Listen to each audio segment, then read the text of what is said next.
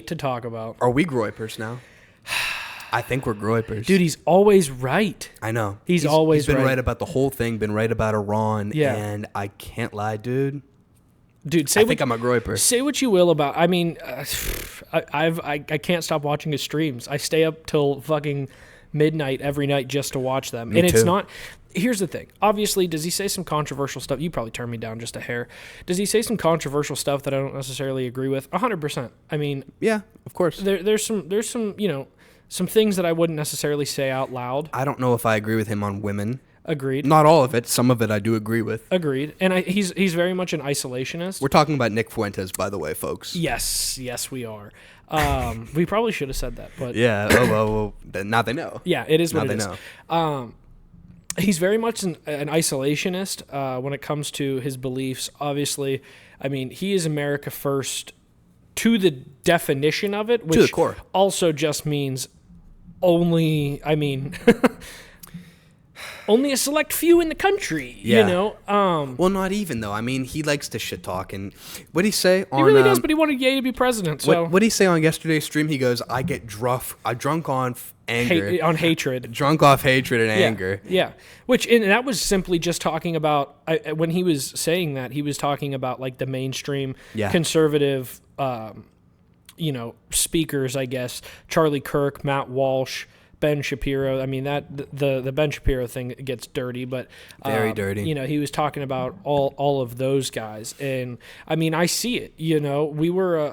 We voted for a president who was anti-war. And as Nick was saying, there was a complete 180 that happened, man. Like, complete 180 from Trump going, I don't want any wars. I don't want, I want Iran to come to an agreement. They can't have nuclear weapons. And I think everybody on the right agrees that we don't want Iran to have nuclear weapons.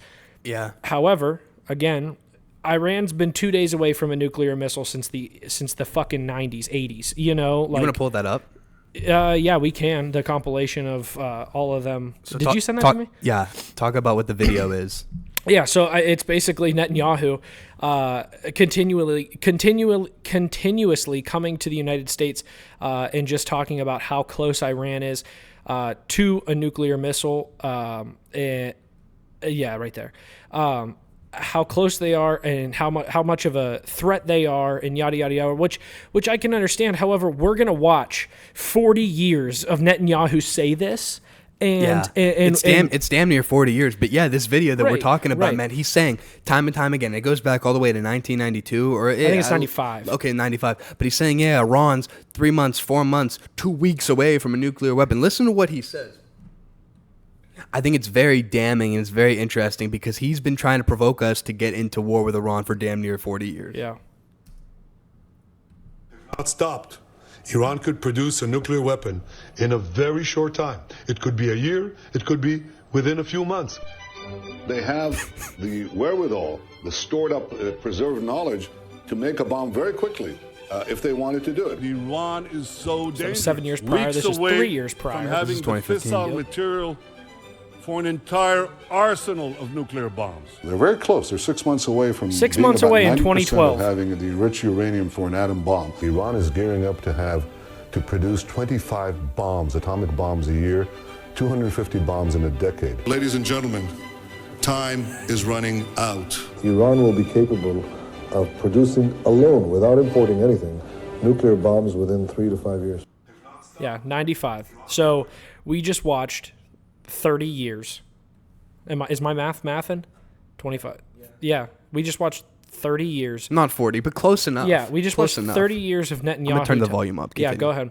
We just watched 30 years of Netanyahu tell us that Iran was very close to a nuclear bomb.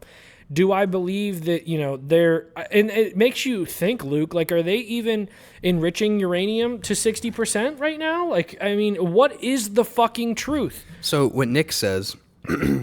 What Nick Fuentes says, by the way, the most knowledgeable person on the Middle Eastern conflict. Yeah. Dude, he knows and he's freaking 26. everything. 26, okay? And he has been in the game for 10 years. or I think it's only been 8 actually, no, 10 years, right? And he's talking about all this stuff. He's talking about 2 nuclear bases. One, there's Natanz, but we don't really have to worry about Natanz as much per se, them attacking it, because it's kind of above ground, kind of below ground. I had no clue. And then there's Fordo. And Fordo is very interesting because it is built into a mountain, 20 stories down, to the point where only the United States Air Force can attack it and completely destroy it. Because we are the only ones with a military plane that has the capability to carry the bunker busters. And it's not even going to be like, oh, we drop one. Like, it has to be days of us just dropping bombs on Fordo just to, hope to God. And, dude, like, that's the problem with this fucking war that I have is for 30 years we heard Bibi say, we need to attack Iran. For 30 years, he's asked each president to bomb Iran. That's the thing. And Nick has predicted all of this to the point where I've been listening to him since probably March. I've been watching the live streams, not religiously, but I've been watching them.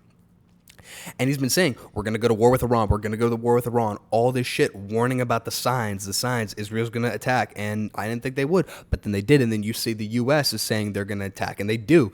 And so we're just further escalating everything. And now Nick is saying a false flag is going to come. Either two things. Trump will enter on behalf of Israel and help Israel. Or Israel will orchestrate a false flag. And then that will get us in it. Yeah. So will they attack one of our bases in the Middle East, or will they attack us? Right. That's a really scary thing. We don't know. Right. But because they said, one day it's Tel Aviv and the next day it's New York. Yes. And again, Nick talks about people like Charlie Kirk, Matt Walsh, right? You have your Michael Knowles. Michael Knowles is Matt Walsh, are Catholic, but Charlie Kirk is an evangelical. And this is very interesting because I've had encounters with people who are the evangelical Christians, and they say that, and I don't want to say the Jews, so we'll just say Israel, the people of Israel. The Frisbees. Yes, that's perfect. We'll say the Frisbees, right? And one person in particular I'm thinking of, she goes, the Frisbees are God's chosen people. And it's like, what? Yeah. And they say, no, this is biblical Israel. Like, the Bible says we must bless Israel. And the problem is modern day Israel is 78 years old. Exactly. 78. There was a time where Israel did not exist at all. Exactly.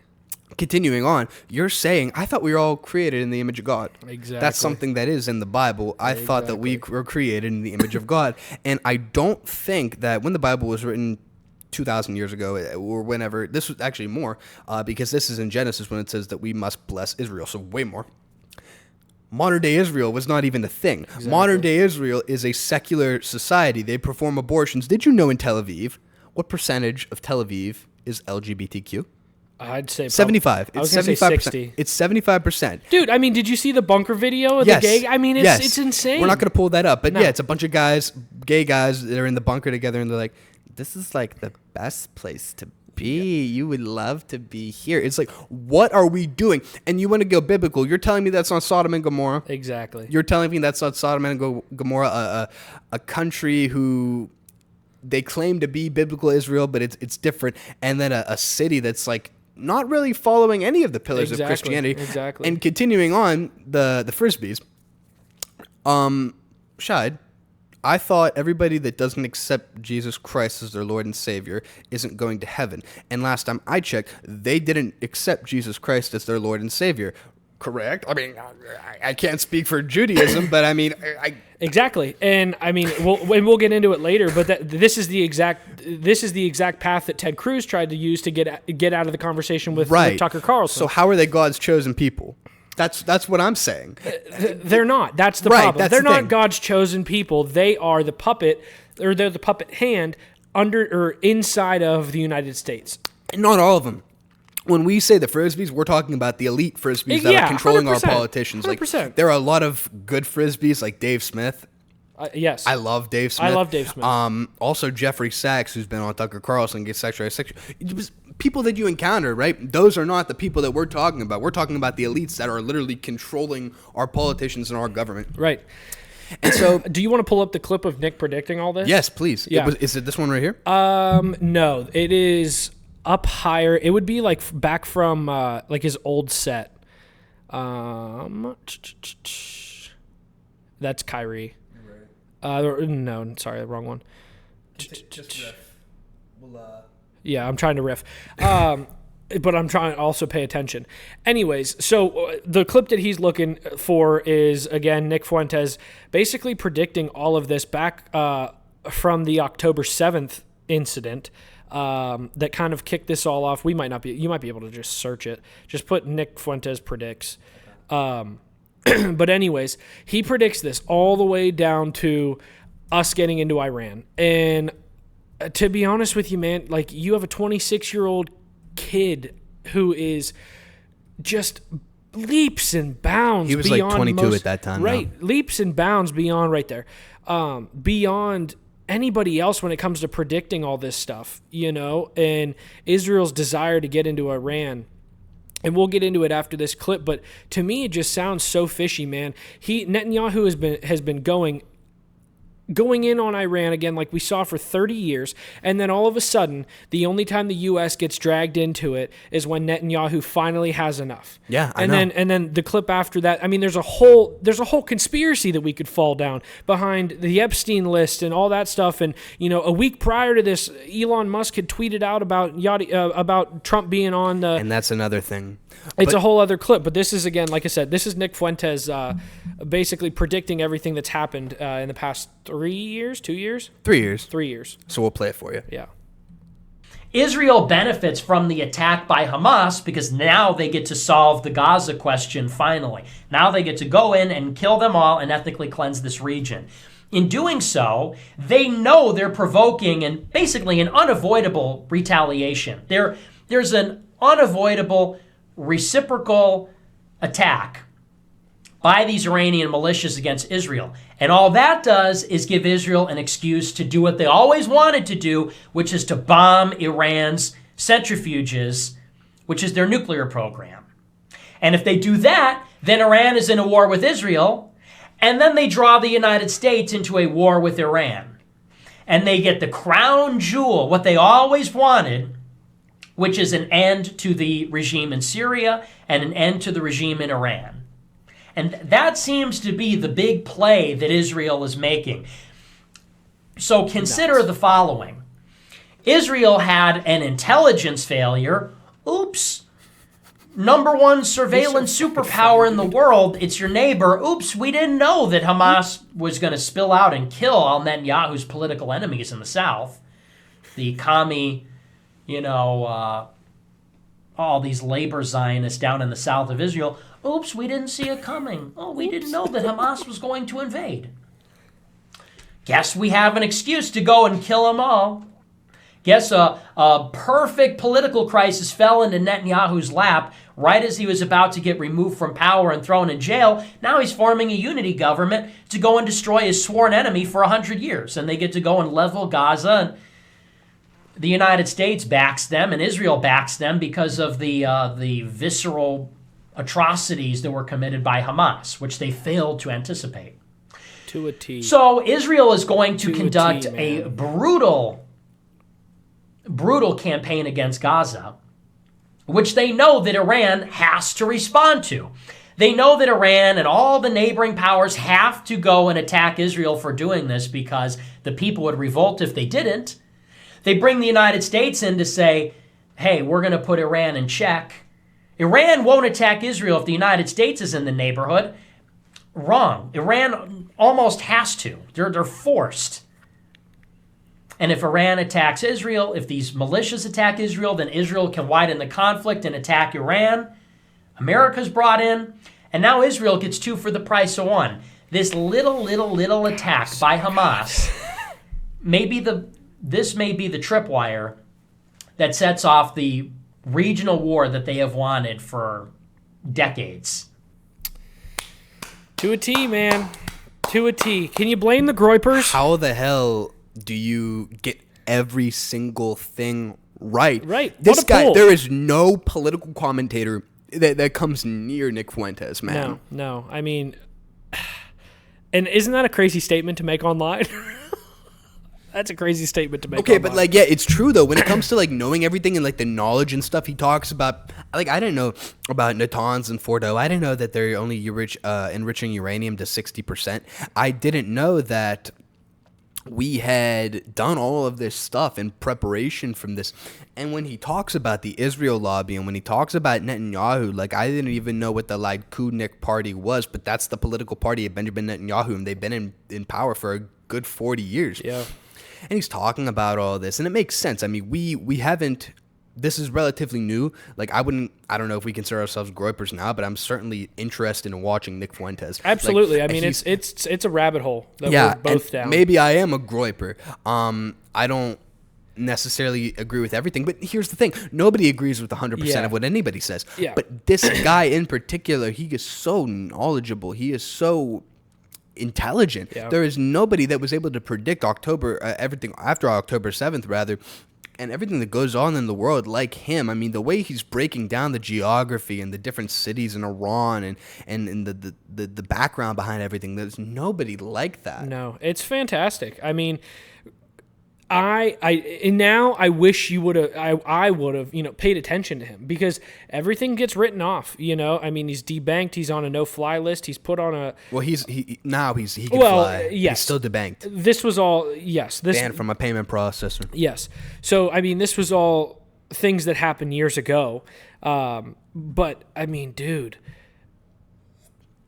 Rumble, thank God he can stream on Rumble.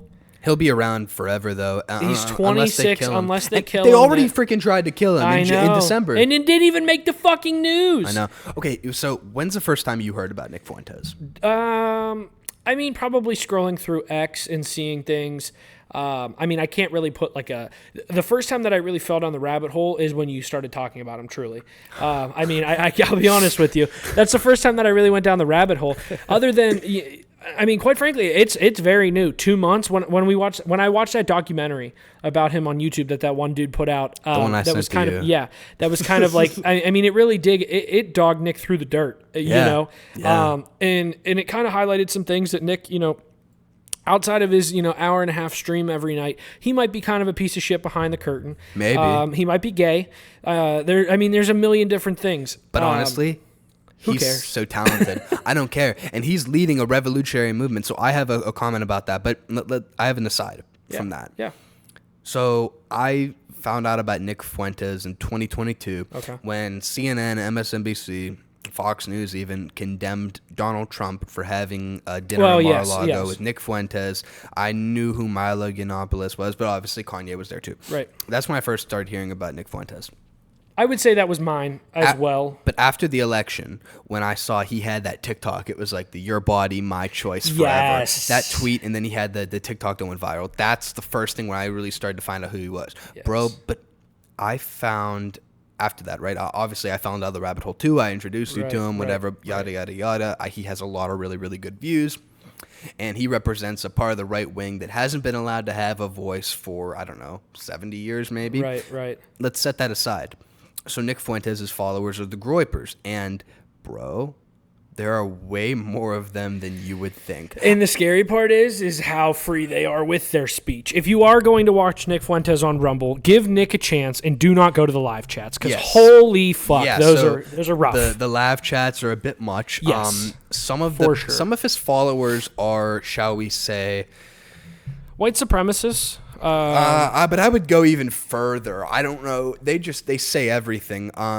We're not allowed to say the R word on YouTube, but let's just say they say grape Netanyahu. Grape Sneeko. Yeah, there's a lot of big ones. But also, I mean, dude, even outside of his show, he goes on InfoWars. He goes on the Sneeko streams. Oh my gosh. He destroyed Dean Withers in a fucking in the Nick on Kick is what it's called. Yes. So, but I mean, even going back to the Dean Withers debate that they had. I mean, the problem is they put, a little Twinkie freaking 19-year-old Democrat against this really fucking smart kid. Who also happens to be a white nationalist. Exactly. And all Dean could bury him with was just outlandish comments about would you kill a baby if Jesus kill and grape a baby if Jesus told you to. Like, that was literally his response was perfect though. He's like, that's the Old Testament. It was a fallen world. Right. It's not supposed to be the modern world. Exactly. So I mean, the groypers And some of the Stand super chats, some of the super chats are a bit much. Some of the super chats are a bit much. I think there's a lot of Incel humor. hiding behind a computer, incel humor, and he is honestly an incel. things that Nick doesn't even really condone. Like Yeah. I mean, he'll get super chats that say "Grape Netanyahu," "Grape Sneeko," and he says shits on the super chatters a lot, he yeah. does shit on the super chatters. I mean, I really think that it's a weird following of people who adore him and love him, and then he's just kind of plays the cool guy. Because he's like the incel king. But like, here's the thing: people use incel as a pejorative, but he's also claimed to be an incel too. Yeah, I mean, and he also said he had a clip 2 weeks ago or a week ago about marriage. That went viral, and I don't know, dude. The fact that he was almost murdered and nobody talked about it. Yeah. And that guy who murdered him was involved in, I believe, a triple homicide or double homicide. One of the two. After, I believe. Yeah, after but he came to, or it might have been before. Before. Before. It was after. either before or after. Obviously. Anyways, thank God Nick didn't open the door. Course. Obviously. And he did pepper. If you he saw did it, pepper he spray that sprayed the lady. little girl. Yes. He's like, "Fuck out of here." And he Well, sprayed honestly, it. who the fuck shows up to someone's front door, dude? Yeah, not like she's that. lucky she didn't And get a gun. He's already on edge. Exactly. I Yeah. would be too. When So you're like that. 100%. Okay, so I was thinking about this, right? This is not the first alt-right political movement or far-left political movement that has threatened the mainstream. The thing is, our generation, Gen Z, especially the men, but even the women too, when you get a little bit younger, I've seen the stats, it's crazy. But men right now, our age in Gen Z, they lean Republican or they lean right by 4 points, right? Yeah. And that's huge because it's not usual for young people to lean to the right. Right. Okay. But we've already went through it. It's because the media bashed men, and we grew up with these people telling us that we're evil and masculinity is toxic. So, okay, of course we hate them, and they're the Democratic Party, so this is why we're on the right. It emboldened us, whatever.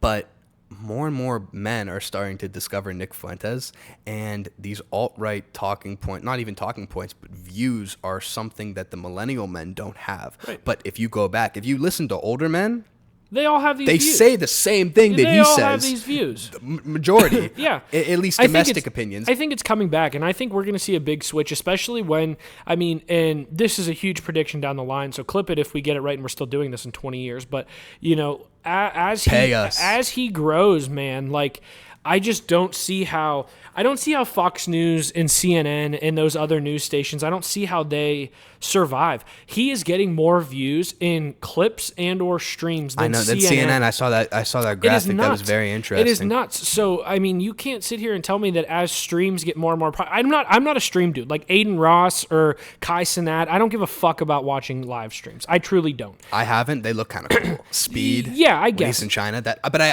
to your credit, I haven't. Right. I haven't watched it. I have a day job, so when those Right. guys are streaming at fucking 11 p.m., I'd rather be watching old clips of Nick Fuentes. Or I'd rather be watching Nick Fuentes online live streaming like an actual news show. Exactly. And so to your point, or to my point, I guess, when we see these mainstream news channels kind of die out, we're going to have to switch to something because technology is always changing. People aren't going to be, watching whatever is on they're not going to be watching the fucking 5 When the boomers or are whatever. dead. Exactly. That they only have a slight amount of time before that happens. Okay, Exactly. but I would argue that's already happened. I would argue to a point it's already happened. What I'm trying to say is there are still our age, yes, there's a lot of political Twitter is a wild place, and I feel like that's almost the only it's like the only, I guess, it's the only social media that is really, really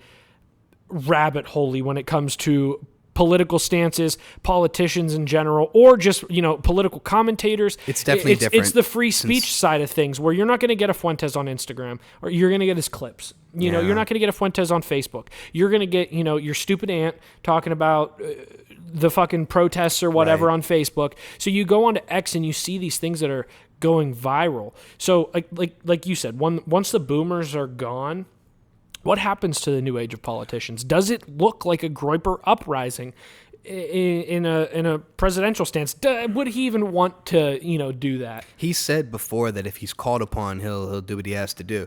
But I think this movement is going to gain more and more traction as more and more people wake up. Yeah. But go back a little bit. Okay. Speaking to the media, the mainstream media perspective, we're talking about how the boomers watch Fox News, CNN, MSNBC. Right. I would argue that the shift has already happened. You see Trump going on all these podcasts. You see Kamala went on Call Her Daddy, and Right. she went on The Pivot. Right. So you start to see this was the first election where podcast and independent media kind of really started to like turn the wheel. Right. I think not to cut you off, but to your point, I think we'll still see that and a lot more of that in coming election cycles. But I think after election cycles, we see that die out. You know, your political candidates. Well, I'm getting somewhere. Okay, go ahead. I'm sorry. Okay, so you know how we criticize CNN, MSNBC, and Fox News to a degree when the right or the left have like their talking points? Yes. Did you see this past week when it was Matt Walsh, it was Jack Posobiec, and it was Charlie Kirk? They had that same, and Nick was talking. The tweet, yes. Yep, they had that same tweet, and it was like, Nick was saying like, oh, like they got their marching orders, like, and I forget what it even was. It was about like America First or something like that. I don't even remember what it was. Yeah, I forget what the tweet was, but I did see they all kind of tweeted it out, which is just so funny because what fucking playbook are you running here? Because what we I'm saying just is, watched. like, that's the same thing. Yeah, there is CNN, MSNBC, Fox News. It's just these right and left wing. I mean, we're criticizing the right wing commentators, but it's just these commentators, and like it hasn't changed the venue, if you will, or the platform, how you get this information has just shifted. But like there's people like with the similar talking points. You listen to a Ben Shapiro, you listen to I don't listen to Ben anymore, but you listen to a Matt Walsh, and it's like, hold on, they're talking about the same things on their story. It's basically the same show, just with like a slightly different opinion. Right. And so it's like these people have the same people that are paying them, I would imagine. And it's like, holy shit. And then, okay. Well, I mean, at least we know everybody at the Daily Wire does. Right. But even like Charlie Kirk and stuff, and you see how they all switched up their stance. Yeah. Charlie Kirk, Matt Walsh, Jack Posobiec, Michael Knowles, people that some of them I had like good faith were like independent Absolutely thinkers. And it's like, hold on, they're all getting their marching orders the same. And then you talk about the X influencers. Those are like the reporters kind of, but the MAGA reporters. Yeah. People like DC Drano, people like Laura Loomer, who are now calling for us to get in direct conflict with Iran. Yeah. Things that Nick Fuentes has very much accurately predicted. Yeah. And it's crazy. I'm sorry to cut you off. No, dude, I was cutting you off. But like, I just wanted to reiterate that point that like that old media, the thing about, oh yeah, they're all just getting their talking points and they're not really independent. But like, it's transcended now, and it's on social media too. Yeah. These people are also getting their talking points, even though we thought at one point maybe they were independent and they were truly like not grifting. Right. A lot of them are grifting. And now it makes you wonder, are those free thinkers the ones that have all been deplatformed? The Alex Joneses, the Nick Fuenteses, the who's the other fucking guy? Why is he? I don't listen to him, but he's fucking slipping my brain. He's on Rumble too. I'm not gonna think of it. I can't fucking remember his name. But there's someone else who was deplatformed. But Myron Gaines. Yeah, was he deplatformed? That's Fresh and Fit.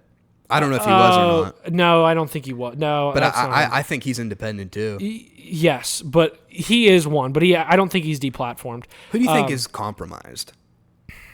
Dude, I mean, I think we just go down the list. All the right wing commentators, right? I think we all just saw it. Ben, obviously, and Matt, he's the one that's probably Ben, Matt, Michael Knowles, everybody at the Daily Wire, Kirk, everybody at the Daily Wire. Jack Posobiec, Candace, maybe. I was going to say Candace. Let's see when she gets off maternity leave where we're at. I don't know. She's criticizing us going to war with Iran. Yes, so that's good. Yes, I and do she like that. and to a point, I think she is independent only because of the split from the Daily Wire. Correct. And we've become very critical of the Daily Wire. I obviously think Matt Walsh's movie was phenomenal. Of course. I mean, it was very entertaining. You were a subscriber to Daily Wire Plus. I did subscribe to Daily Wire Plus. It wasn't really Ben, because Ben was, even from the beginning, you can kind of sense the Israel over everything. Israel Even now, first mindset. He says, "I love America because they fund Israel." Like that's something Nick's talked about. I'm saying that's now. I'm saying back even before all that, you could tell that Ben was more of an Israel first, a fast talker, try to. I don't know, man. He fooled me. Make you fall in love with exactly. He fooled me. Freaking fooled me. He fooled me. He dude. got me when I was 11 years old. Yeah, I mean, but also with that, who isn't in the mainstream? I mean, so here's what I'll say. Do you consider everybody who is pro-Israel, Iran, pro-United States helping Israel out in this compromised? I mean, I love because I feel like not to cut you off, No, I totally just you're- did. you're good. But the Fuenteses and the free thinkers in my mind, they are in the same boat of, why are we getting our hands dirty with something that Israel started, something that Israel should be able to figure out themselves, and something that it seems like for the past 30 years, Israel has just been chomping at the bit to become more powerful and to level Iran?